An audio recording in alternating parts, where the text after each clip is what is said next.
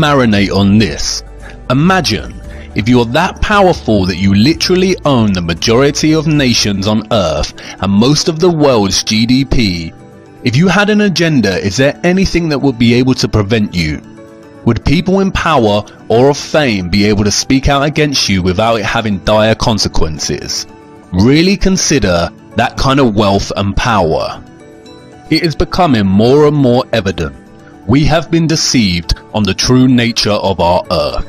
And I understand that what I am telling you probably sounds just as ludicrous and ridiculous as when I first mentioned that the Earth is flat. And I know you are on the brink of turning this off and writing it off as garbage conspiracy theory. But let me tell you this, conspiracies are real. It's the lack of evidence that makes them a theory. Stay with me. As I said before, you cannot tell people the truth, you must show them. Do not take my word for it. I cannot just make claims that there is an elite body of people that worship Satan and have operated throughout time by deceiving the common people as to the true nature of the world, and that they have full control over all the information we receive. Prevalent Satan symbolism and the history of the Rothschilds is not enough proof or evidence. If Satanism is real, then I need to show you the true evil of such worship before I show you what they are covering up with NASA. Come with me now to part 7. We are nearly through this rabbit hole. As of today, the Rothschilds own over 160 central banks and control the finances of the majority of nations on Earth. In the year 2000, there were only a few countries that did not have centrally established banks. Any nation that resists their desire to control is demonized through the media and is usually bombed under the pretense of war or terrorism. Is this starting to make sense yet?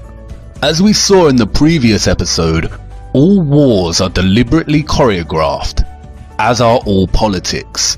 The opposing forces of the political left and right is all theatre to produce the illusion of choice. They are all players on the world stage whose autonomy and real governing power is limited by the elite powers such as the Rothschilds. It is the same with corporations, products and the media.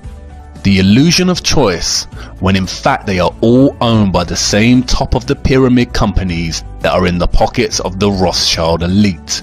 You can discover this yourselves by just following the money. The primary aim of the Illuminati cabal is to establish Novus Ordo Seclorum, as stated on the $1 bill, and which means a new order of the ages, or a new world order.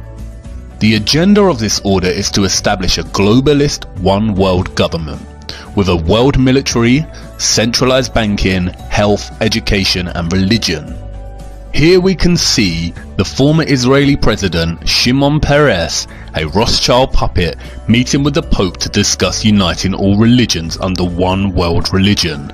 And I can bet you that the one world religion would carry the symbol of Saturn. Again, I will not go into much depth about globalism and the New World Order agenda.